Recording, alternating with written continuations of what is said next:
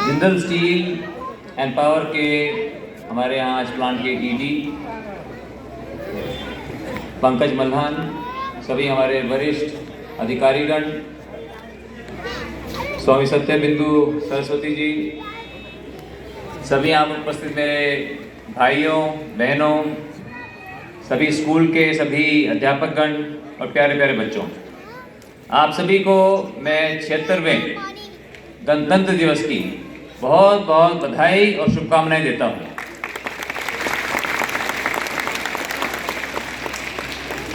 आज इस स्टेडियम के अंदर ये आज पहला कार्यक्रम हम कर रहे हैं और ये स्टेडियम के अंदर अब मैं समझता हूँ सबसे ज़्यादा इसको एंजॉय बच्चे करेंगे और हम सब इस स्टेडियम को, पूरे जिम को, सारी फैसिलिटीज़ को एंजॉय करेंगे। इसकी भी मैं आप सभी को बहुत बहुत मुबारकबाद देता हूँ। हम सब जानते हैं कि हमारे आज के दिन 75 वर्ष पूर्व हमने अपने संविधान कॉन्स्टिट्यूशन ऑफ इंडिया को अडॉप्ट किया था और अपने आप को एक गणतंत्र घोषित किया था। We declared ourselves as a republic. Republic है कि जहां पर जनता, देश का मालिक कौन है? देश की जनता। और इस देश को आज़ाद कराने के लिए लाखों लोगों ने अपने प्राणों की आहुति दी, बहुत सी कुर्बानियां की और फिर इस देश की आज़ादी को बरकरार रखने के लिए उसके अंदर भी हमारे लाखों लोगों ने, चाहे वो पुलिसकर्मी हैं, हमारे सैनिक भाई हैं, हमारी सेनाओं में जो हिस्सा लेते हैं, देश की सरहदों को सुरक्षित रखने के लिए उन्होंने अपने प्राणों की आहुति दी। इसलिए आज हम एक आज़ाद आसमान के नीचे हम बैठ रहे हैं और इस पावन पर्व गणतंत्र दिवस को हम मना रहे हैं। तो मैं उन सभी को अपनी श्रद्धांजलि अर्पित करता हूं कि उन्हीं के कारण आज हम इस अवसर पर इस मंजिल तक हम पहुंच सके। हमने इन 75 वर्षों के अंदर हमने बहुत कुछ पाया है, हमारे देश ने बहुत तरक्की की है, लेकिन अभी भी हमारी जनसंख्या का एक बहुत बड़ा हिस्सा अभी भी वंचित है। अब हमारे प्रधानमंत्री नरेंद्र मोदी जी ने उन्होंने संकल्प लिया है कि हमारे देश को एक विकसित राष्ट्र बनाना है 2047 तक। विकसित राष्ट्र मतलब कि जहां पर सब लोग खुशहाल होंगे, संपन्न होंगे, हमारे किसानों की आय 3 गुना होगी, हर व्यक्ति की आय 3 गुना होगी। और उसको, देश को विकसित बनाने के लिए हमारी कंपनी की, जिंदल स्टील एंड पावर की एक बहुत अहम भूमिका है। मैं आग्रह करूंगा जो लोग बोल रहे हैं वो प्लीज शांत हो जाएं। कोई अगर बात करना चाहता है तो आप बाहर जाके बात कर सकते हैं। Thank you. प्लीज आप अपने आप ध्यान रखें, कोई आसपास भी आपके कोई बात ना करे। फोन है तो आप अपने फोन्स को साइलेंट पे कर दें।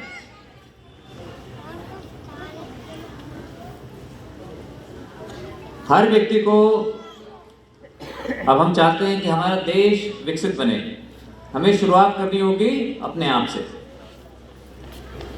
से, अपने खुद के मंदिर रूपी शरीर से।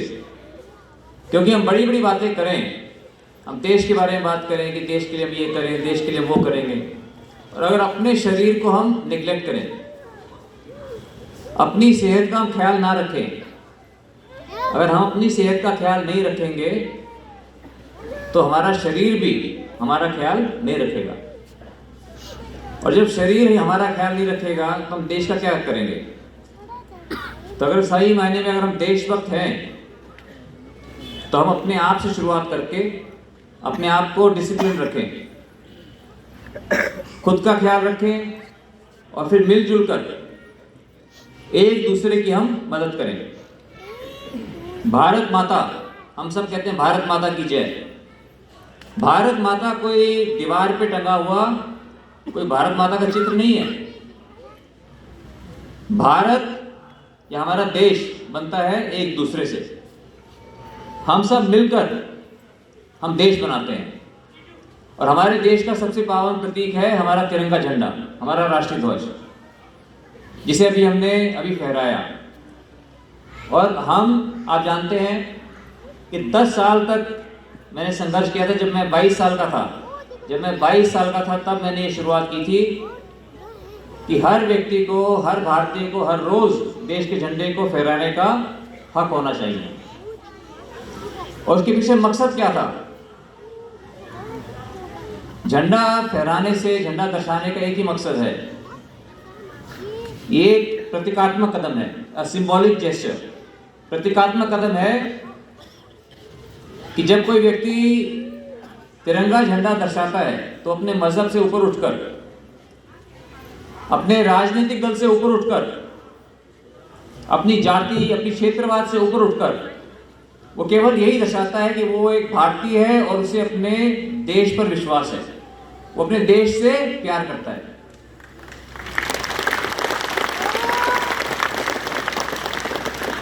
आज से 3 दिन पहले 23 जनवरी 2004 को ये ऐतिहासिक फैसला आया और उसके बाद पहली बार हमें ये हक मिला कि हम हर रोज अपने देश के पावन प्रतीक को हम दर्शा सकते हैं और उससे प्रेरित होकर अपने आप को देश के प्रति समर्पित कर सकते हैं। तो अगर हम चाहते हैं कि हमारा सपनों का विकसित भारत बने, कौन कौन चाहता है कि हम अपने सपनों का विकसित भारत बनाएं? जरा अपना हाथ खड़ा करके बताओ। हम सब चाहते हैं विकसित भारत बने, तो उसके लिए एक ही काम करना होगा, हमें अपने खुद का काम अच्छे से करना होगा। अगर हमारे जितने भी स्टूडेंट्स हैं वो अगर अपनी पढ़ाई अच्छे से करते हैं, वो अपनी पढ़ाई करते हैं सिर्फ एग्जाम पास करने के लिए नहीं, बल्कि ज्ञान वर्धन के लिए, नॉलेज पाने के लिए, अगर आप अच्छे से अपनी पढ़ाई करते हैं, आपके टीचर्स अगर वो अच्छी तरह से बच्चों को पढ़ाते हैं, क्योंकि जो भी हम सीखे अपने जीवन के अंदर उसके अंदर बहुत बड़ी भूमिका हमारे टीचर्स की है, हमारे अध्यापकों की है। उनसे हमने बहुत प्रेरणा ली, बहुत कुछ सीखने को, जितनी अच्छी बातें थी, ज़्यादातर बातें हमें स्कूल में हमें सीखने को मिली। इसलिए आप लोगों की एक बहुत अहम भूमिका है हमारे टीचर्स की, जो कि आने वाले भविष्य के नागरिकों को आप तैयार करते थे। एक बार जोरदार हम अपने टीचर्स के लिए, अध्यापकों के लिए हम तालियां बजाएं। मैं ये मानता हूं कि अध्यापकों का सम्मान सिर्फ कोई टीचर्स डे के ऊपर नहीं, लेकिन हर रोज हमें अपने अध्यापकों का बहुत हमें सम्मान करना चाहिए, क्योंकि ये एक बहुत ही नोबल प्रोफेशन है जिसके अंदर आप लोग हैं। यहाँ पर बाकी हम सब लोग जो कारखानों में काम करते हैं, स्टील बना रहे हैं, कोई कोल माइंस में काम कर रहा है, कोई आयरन ओर माइंस में काम कर रहे हैं, कोई पावर जनरेट कर रहे हैं, ये प्लांट, ये कारखाने, ये आधुनिक भारत के मंदिर हैं। और इसके अंदर काम करने वाले, यहाँ पे जितने भी आप लोग काम करते हैं, यहाँ किसी का मजहब नहीं पूछा जाता, किसी की जाति नहीं पूछी जाती, किसी का वर्ग नहीं पूछा जाता, किसी का राजनीतिक दल नहीं पूछा जाता।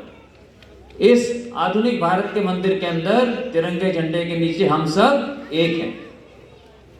और इस तिरंगे झंडे के बारे में बोलते हुए मुझे एक बात याद आ रही है। श्रीमती सरोजिनी नायडू ने कहा था, इस तिरंगे झंडे के नीचे, ये स्वामी जी को ये बात पता है, स्वामी जी उन्होंने कहा था कि इस झंडे के नीचे ना कोई राजा है, ना रंग, ना अमीर है, ना गरीब, ना मजदूर है, ना मालिक, इस झंडे के नीचे हम सब एक हैं। यह हमारे महान राष्ट्र की आत्मा और हर एक भारतीय के दिल की धड़कन है। इसलिए जो हम कारखानों में काम करते हैं, हमारी बहुत अहम भूमिका है कि हम एफिशिएंसी के साथ काम करें। हमारी वर्किंग